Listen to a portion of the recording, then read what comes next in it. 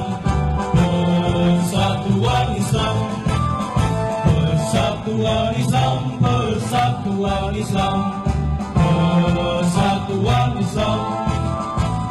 Tegakkan Al-Quran dan As-Sunnah di dalam tujuhmu dan berfikir. Tahayul bid'ah hurafat di muka bumi, muncullah persatuan Islam. Tahayul bid'ah hurafat di muka bumi, muncullah persatuan Islam. Persatuan Islam, persatuan Islam.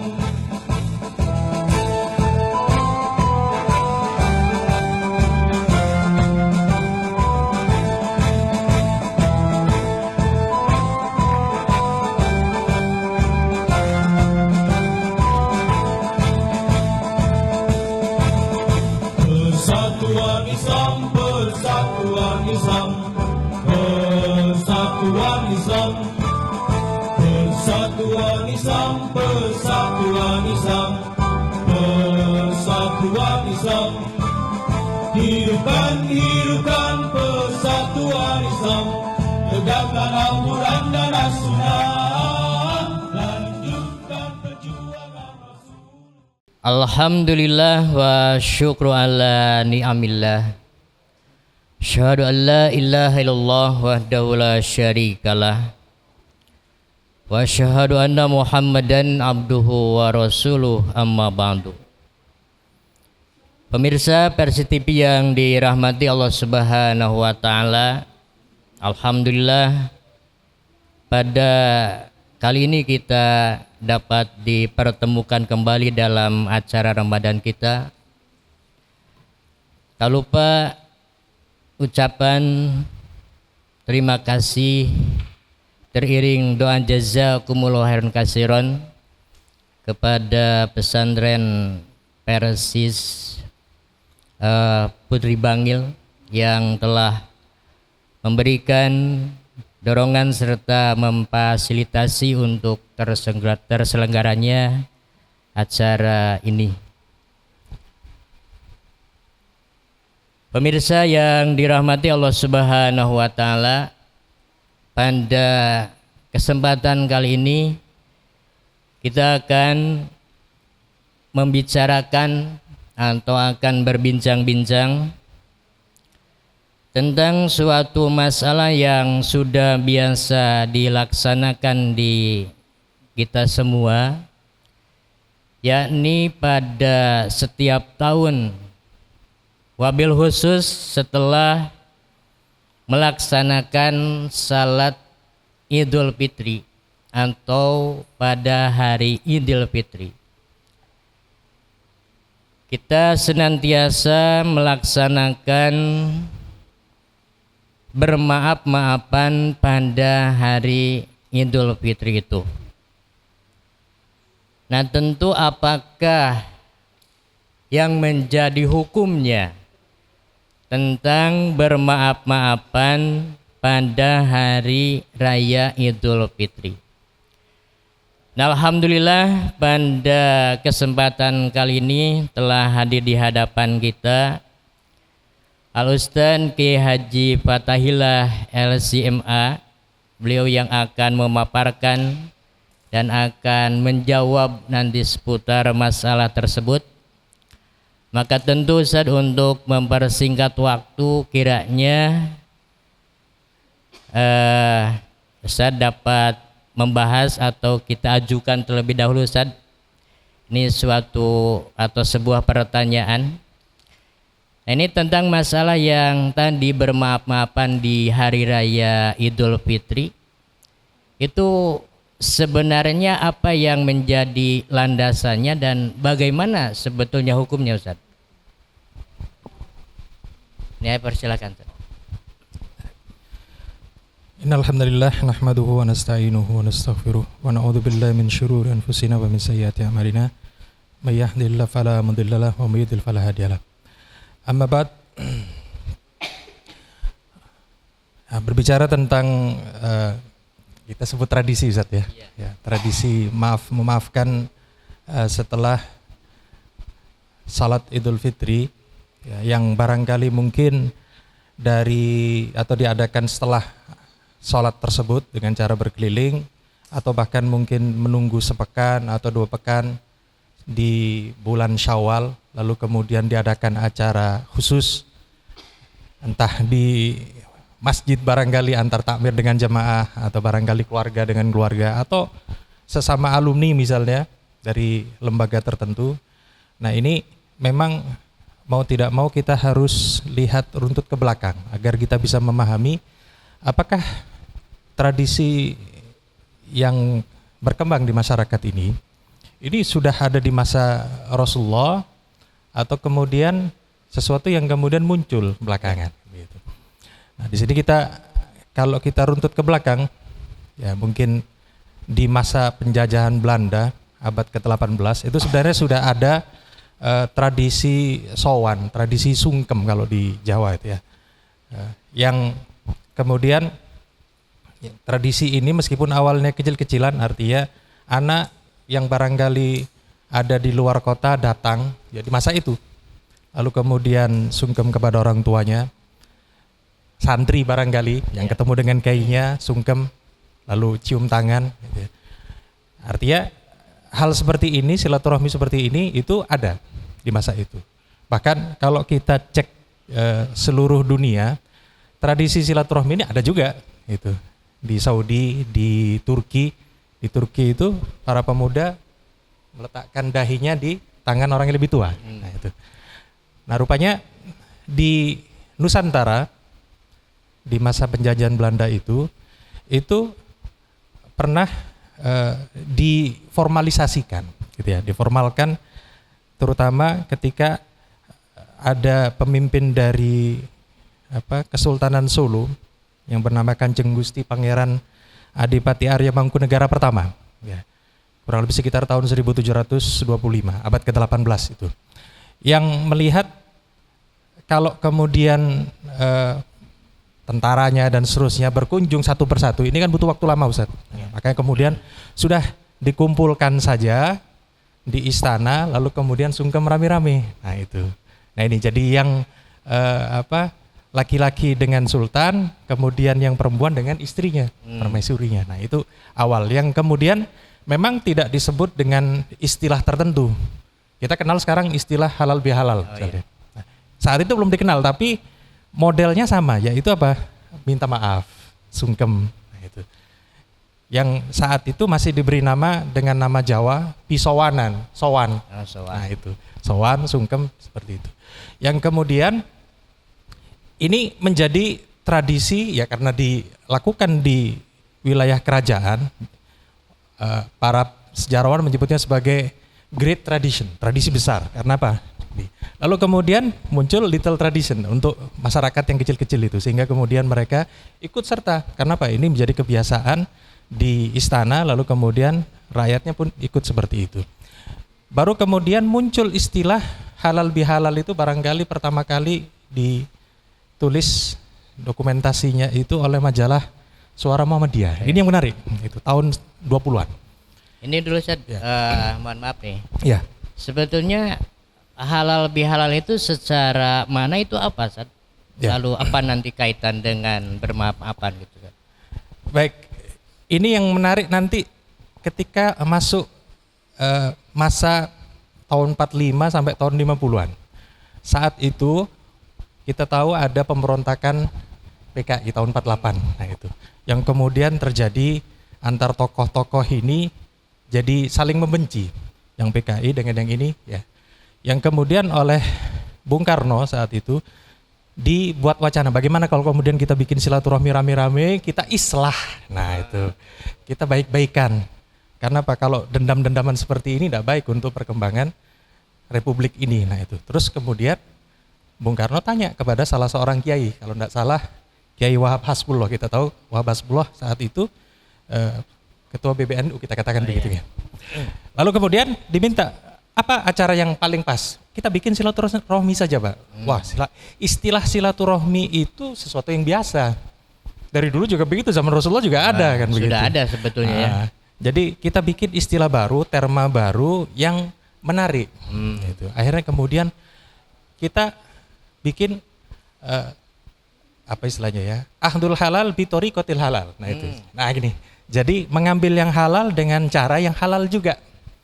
Nah itu muncul pertama kali istilah halal bitori kotin halal. Menghalalkan dengan cara yang halal.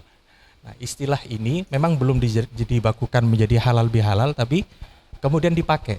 Kita mengambil yang halal, artinya apa? Saling memaafkan supaya semuanya halal. Baru kemudian era berikutnya mulai muncul istilah halal bihalal. Sampai para peneliti Belanda yang mengira, oh ini istilah Arab. Gitu saja. Iya. Dicari di kamus. Karena dari bahasanya itu barangkali saja. Halal bihalal. Dicari di kamus enggak ketemu apa artinya halal bihalal. Ternyata orang Arab sendiri tidak menggunakan terma tersebut. Nah itu. Akhirnya kemudian peneliti Belanda ini membuat kamus istilah-istilah yang digunakan itu ditulislah halal bihalal. Ya saat itu tidak disebut pakai ha atau ha itu. Disebut alal bihalal. Halal bihalal. Pakai hamzah alal gitu ya. Alal bihalal. Yang kemudian kalau kita cari di kamus itu huruf A keluar, alal bihalal, yaitu tradisi maaf memaafkan setelah Idul Fitri. Nah ini mulai gitu. Yang kemudian oleh penulis kamus bahasa Indonesia, kamus besar bahasa Indonesia, Purwadarminta ya. Itu kemudian terma atau lema tersebut dimasukkan ke dalam kamus tadi. Sehingga kalau kita cek KBBI akan muncul yang disebut halal bihalal itu adalah tradisi maaf memaafkan. Nah, dari sini berarti memang intinya maaf memaafkan itu. Jadi halal bihalal itu intinya adalah maaf memaafkan. Ya. Nah sekarang Ustaz, sebenarnya gitu kan menurut atau kalau yang dilakukan oleh Nabi, kan Nabi juga tentu mengalami ya, karena beberapa tahun Nabi itu mengalami Idul Fitri. Nah sebenarnya yang dilakukan oleh Nabi pada saat Idul Fitri itu apa? Apakah memang memohon maaf lahir dan batin atau apa gitu Ustaz? Ya. Baik, terkait hal ini kita tentu saja merujuk ke masa Rasulullah SAW di Madinah Ustaz ya. Yang di situ memang kalau kita runtut ketika beliau hijrah itu ada memang hari raya yang dirayakan wilayah Madinah karena terpengaruh Persia. Nah itu ya. Yang kemudian diganti dengan Idul Fitri dan Idul Adha. Yang saat itu memang tidak ada syariat sama sekali tentang saling memaafkan, tidak ada. Anda puasa, lalu kemudian zakatul fitri, lalu kemudian sholat, lalu kemudian selesai. Lalu diadakan acara-acara yang menunjukkan keceriaan. Sebab hari raya itu sebelum Rasulullah mengadakan hari raya untuk kaum muslimin itu kan memang dirayakan Ustaz. Seperti misalnya Nairuz. Itu dirayakan rame-rame, makan-makan, ada tarian-tarian. Yang itu kemudian warga Madinah ingin juga diadakan seperti itu, tapi syar'i. Nah, diadakan oleh Rasulullah. Maka kemudian kita jumpa juga bagaimana Rasulullah kalau hari raya itu ada tarian pedang di masjid. Nah, ini kan berarti menunjukkan keceriaan ya di hari raya itu. Berarti kalau kita anggap ini sebagai sunnahnya Rasulullah, tradisinya beliau, berarti itu kalau hari raya kita mesti menunjukkan keceriaan. Nah itu. Makanya kemudian di negara-negara Islam ya semacam Saudi Arabia itu pasti makan ada konser Ustaz. Kalau sudah hari raya itu musik. Yang penting ceria. Ya di Indonesia barangkali tidak sampai seperti itu. Paling cuma beduk. Pokoknya gitu. Menunjukkan keceriaan walaupun tidak punya apa-apa. Iya. Nah di sini kita melihat oh berarti hari raya itu keceriaan. Bicara begitu. Dan tidak dikenal saat itu maaf-memaafkan tadi. Sehingga kemudian kita jumpa riwayat para sahabat ketika bertemu. Ya, jadi setelah Rasulullah SAW meninggal dunia, lalu kemudian para sahabat mengadakan hari raya saling bertemu di jalan lalu mengatakan ucapan taqabbalallahu minna wa minka. Nah itu yang memang para ulama juga berbeda pendapat apakah ini menjadi sunnah karena memang tidak ada riwayat dari Rasulullah langsung itu para sahabat ya ataukah kemudian yang seperti ini merupakan tradisi dari para sahabat. Yang jelas kemudian itu ada yang mengikuti karena dianggap ini generasi salaf. Ada yang kemudian tidak mengikuti, misalnya Imam Ahmad rahimahullah itu tidak mau memulai Tapi kalau ada orang mengucapkan taqabbalallahu minna wa minka, beliau jawab juga. Ya, ini. Nah ini yang kita lihat dilakukan di masa generasi awal itu. Ceria, ada sedikit walimah begitu, makan-makan, terus kemudian melakukan acara yang menunjukkan keceriaan, tapi tidak ada yang disebut sungkem, minta maaf dan seterusnya. Nah, ya. Jadi kalau berdasarkan riwayat yang dilakukan oleh para sahabat, berarti ucapan tahniah pada hari raya Idul Fitri itu hanya taqabbalallahu minna wa minkum. Nah sekarang kan di kita itu dengan memohon maaf lahir dan batin. Apakah itu memang sama atau tidak? Baik.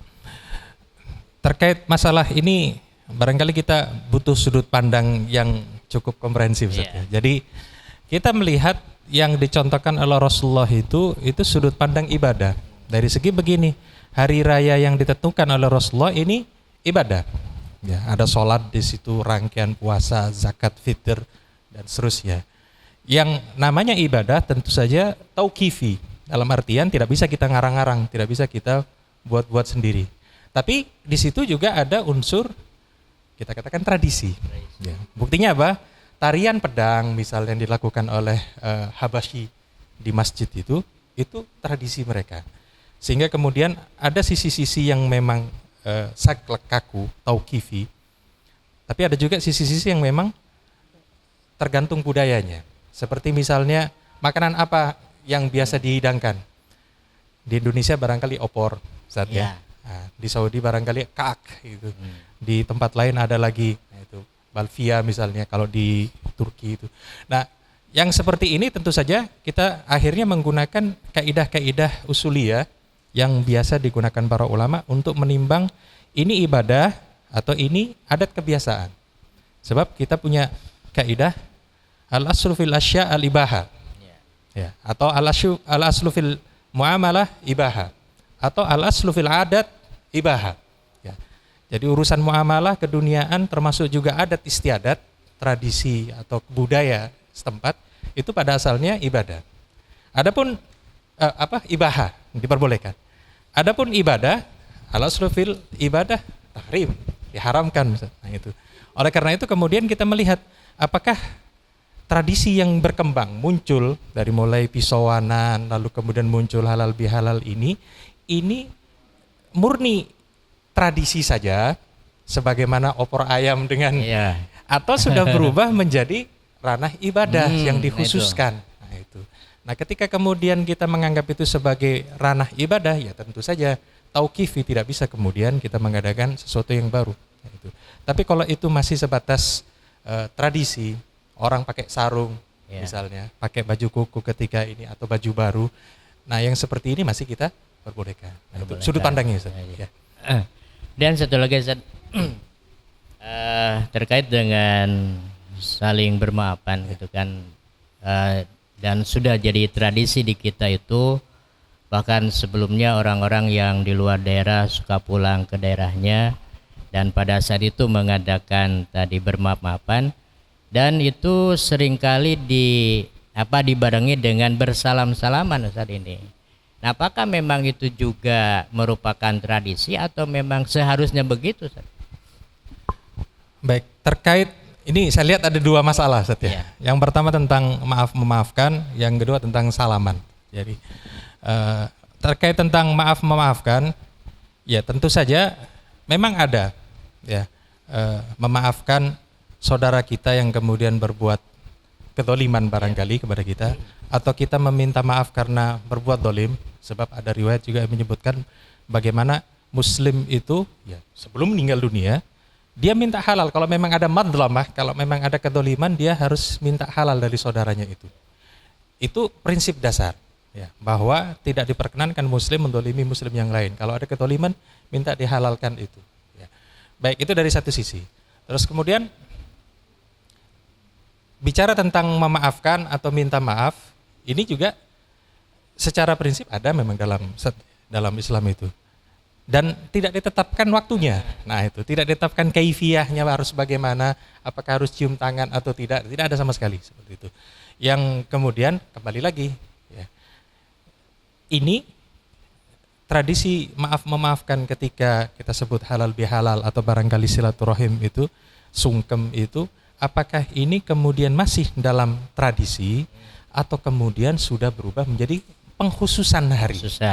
Ya. Ketika dikhususkan satu, ya kita katakan memberi maaf atau meminta maaf kita sebut dalam rangka ibadah memang ada koridornya seperti itu. Tapi ketika kemudian mengkhususkan sesuatu yang dianggap sebagai ini ada pahalanya, nah itu, maka ini butuh dalil, butuh dasar. Tidak bisa kemudian kita lalu menyatakan ini boleh begini atau tidak boleh begitu. Sebab misal jangankan kita bicara tentang maaf memaafkan yang unsurnya muamalah, Ustaz, ya.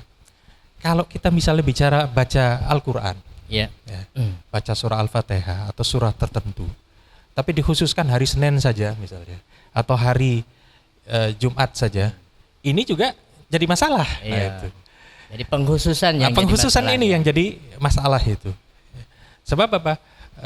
Kita punya semacam kaidah gitu.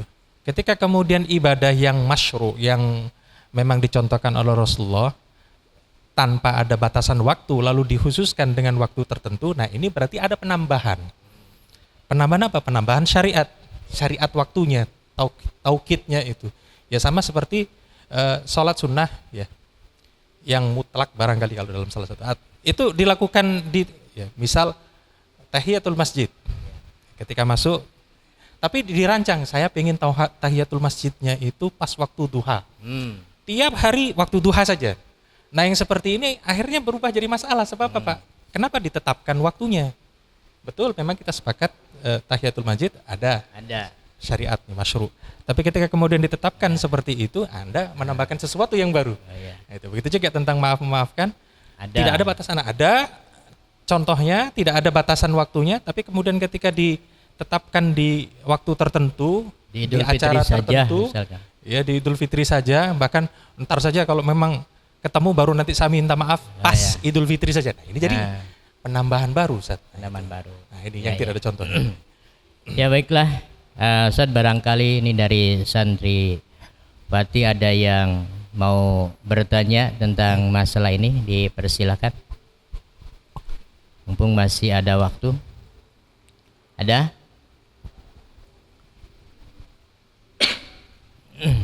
Ya sambil menunggu Ustaz ya, barangkali masih memikirkan nih santri-santri ini untuk pertanyaannya. Ini seringkali ketika meminta maaf atau bermaaf-maafan, itu terkadang ada yang memang belum mengerti, Ustaz. Nah sehingga antara kalau perempuan dengan perempuan kan itu tidak ada masalah. Nah ini yang sering terjadi itu yang tidak masuk ke muhrim, Ustaz itu. Nah itu atau bagaimana tentang hukumnya, kemudian apakah memang itu ketika terjadi seperti itu akan mengurangi terhadap nilai daripada Idul Fitrinya atau tidak? Baik, terkait tentang ya secara umum pelanggaran-pelanggaran syariat, Ustaz, apapun itu, kecil-kecil atau besar saat hari raya atau selama bulan Syawal, ini memang tidak mengurangi kemuliaan hari raya yang kita lakukan itu ataupun ibadah Ramadan kita. Ya meskipun ada cacat di situ, ya. Cacat bagaimana? Orang yang kemudian dilatih selama 1 bulan, di-drill, tapi kemudian setelah Syawal pelanggaran yang tidak ghudul basor, yang salaman, yang itu hal-hal yang seperti ini. Tapi meskipun tidak merusak kesakralan hari raya, di situ kita melihat ini ada pelanggaran syar'i jelas. Ada pelanggaran syar'i berarti ya. Yang mestinya tidak terjadi. Jadi sebisa mungkin kemudian kalau kita sebut ada silaturahmi dan seterusnya, hal-hal yang memang ada aturannya tentang ikhtilat, tentang bersalaman non mahram ya dan seterusnya, ini tentu harus dipatuhi juga. Ya, sebab apa? Anda sudah dilatih selama 1 bulan di Ramadan, kok balik lagi? Nah ini yang bermasalah di situ. Terus kemudian saya ingin tambahkan sedikit tentang masalah maaf memaafkan ini. Begini Ustaz, dulu di masa awal kita bisa lihat ya di masa munculnya sungkem atau pisauanan itu memang memaafkan barangkali dorongannya memang barangkali ada kesalahan antara orang yang dikenal. Tapi sekarang bisa jadi maknanya berubah sedikit. Kenapa saya katakan itu? Sebab kadang orang tidak pernah ketemu sama sekali Ustaz, setahun. Ini di luar negeri atau di beda kota, datang kemudian saya minta maaf ya. Minta maaf apa? Apa kesalahannya kan begitu. Nah di sini muncul juga pertanyaan, apa kemudian istilah meminta maaf itu hanya sekedar kembang bibir saja Ustaz? Ini berarti kan ada makna-makna yang berbeda. Makanya kemudian kita melihat Anda meminta maaf atau Anda memaafkan ini sesuai dengan koridor syar'i karena memang hendak menghalalkan kezaliman dari saudara kita, atau hanya sekedar pemanis bibir saja Ustaz? Itu juga perlu dilihat dari sisi itu. Berarti harus sungguh-sungguh saja. Jangan hanya sebatas di lisan saja, tapi memang harus bersungguh-sungguh. Dan tidak dibatasi waktu. Tidak dibatasi waktu. Ya persilahkan, ada, nggak ada santriwati yang akan bertanya, dipersilahkan ke depan. Ada saja yang mau menanya nih.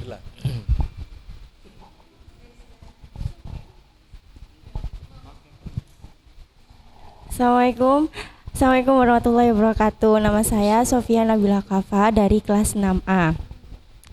Pertanyaan saya adalah, apakah memaafkan di bulan puasa itu lebih baik daripada di hari-hari yang lain?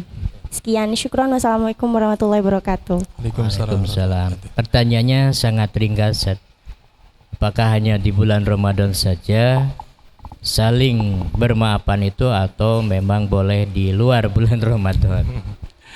Baik, terkait meminta maaf atau memaafkan atau barangkali malah saling memaafkan, ini tidak ada afdoliyah di hari tertentu dengan hari yang lain.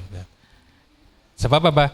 Kalau kemudian misal terjadi kedoliman, si A mendolimi si B begitu, lalu kemudian begini, supaya afdol kita tunda minta maafnya nanti bulan Ramadan. Waduh, iya kalau umurnya sampai bulan Ramadan. Nah itu kan tidak bisa seperti itu. Sebab apa? Kita bicara tentang sesuatu kedzaliman yang kalau kemudian tidak dimintakan kehalalannya akan menjadi pertimbangan kelak di akhirat, menjadi beban kita, menjadi wizr, menjadi dosa. Sementara kita tidak tahu ajal kita betul sampai Ramadan atau tidak. Maka kemudian yang disyariatkan sebenarnya, Anda berbuat zalim, Anda segera minta maaf. Nah itu, kita segera minta maaf agar kemudian saudara kita bisa memaafkan kita karena memang kesalahan-kesalahan kita jelas seperti itu, lalu kemudian selesai, clear. Gitu. Nah, jadi berarti tidak ada afdoliyah di situ. Secara afdoliyahnya tidak ada perbedaan saja. Sama saja. Masih ada yang mau bertanya? Ya, silakan.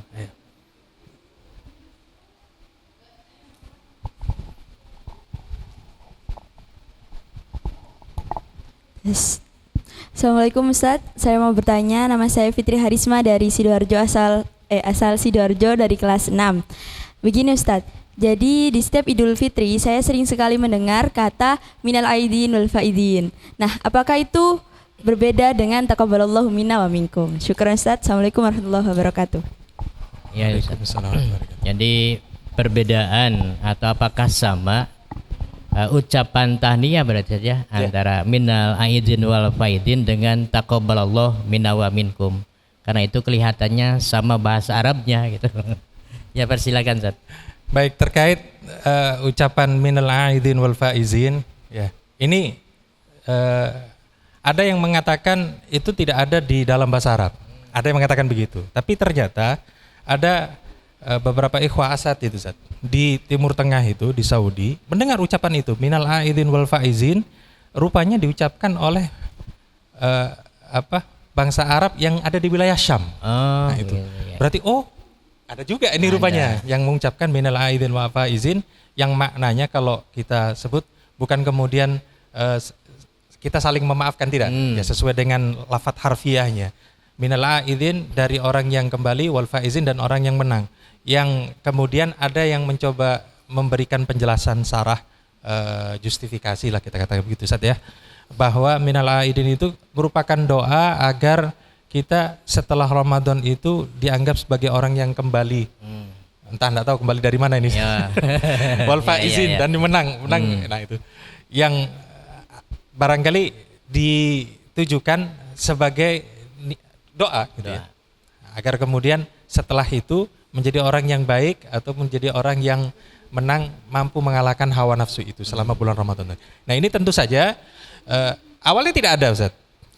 Jadi istilah taqabbalallahu minna wa minkum itu dikenal sejak masa sahabat dan para tabi'in meriwayatkannya. Terjadi seperti ini di generasi awal itu memang kita katakan sudah menjadi tradisi generasi salaf ini. Ya.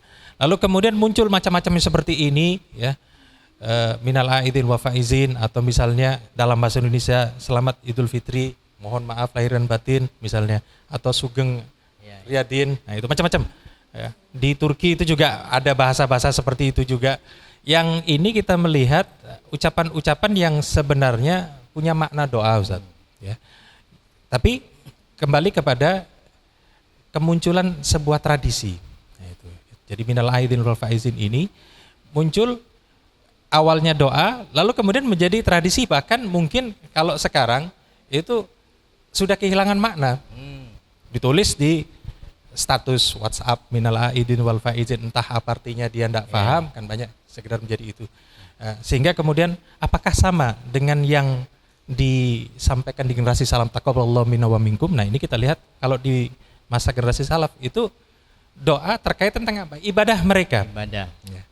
Sebab apa? Ini Ramadan, puasa, lalu kemudian zakatul fitr, lalu kemudian ketika bertemu taqabbalallahu minna wa minkum, dalam artian mudah-mudahan Allah menerima puasa kita, ibadah kita, qiyam Ramadan kita dan seterusnya, dan juga dari Anda. Nah, itu. Doa yang seperti itu. Maka kemudian apakah sama minal aidin wal faizin dengan taqabbalallahu? Tentu saja berbeda. Nah, ini kualitas yang ditradisikan di generasi salaf jelas berbeda dengan yang kemudian muncul tradisi-tradisi baru itu. Meskipun kita tidak pungkiri, boleh tidak? Para ulama ada yang membolehkan meskipun kemudian tidak mau memulai, ada yang begitu. Nah ini tentu saja karena apa? Ada unsur tradisinya. Nah, di situ. Baik. Ustaz, karena keterbatasan waktu juga, barangkali dari pemaparan yang tadi Ustaz bisa memberikan suatu kesimpulan tentang masalah bermaaf-maafan di Hari Raya Idul Fitri. Silakan, Ustaz. Baik. Jadi terkait dengan tradisi memaafkan atau yang kemudian kadang disebut dengan istilah halal bihalal, ya. Ya. Ini memang tidak ada contohnya dari Rasulullah SAW. Nah, itu. Sebab apa? Secara syar'i meminta maaf ketika ada kesalahan itu sepatutnya dilakukan segera.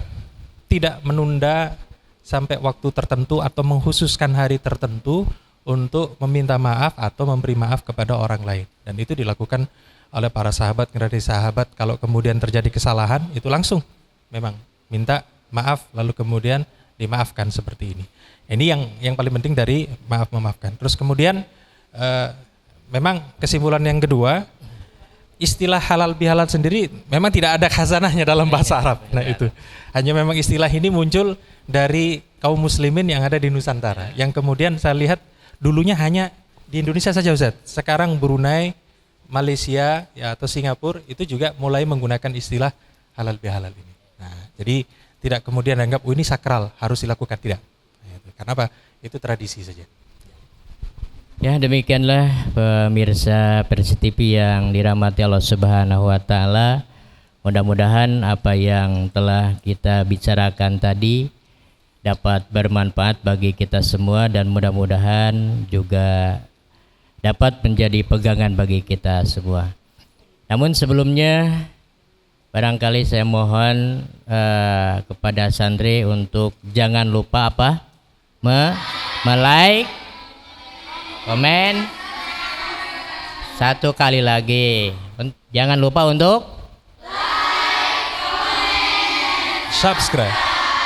Alhamdulillah. Demikianlah. Aqulu qouli hada wa astaghfirullah li wa lakum. Rabbana atina fid dunya hasanah wa fil akhirati hasanah wa qina azabannar. Assalamualaikum warahmatullahi wabarakatuh. Waalaikumsalam warahmatullahi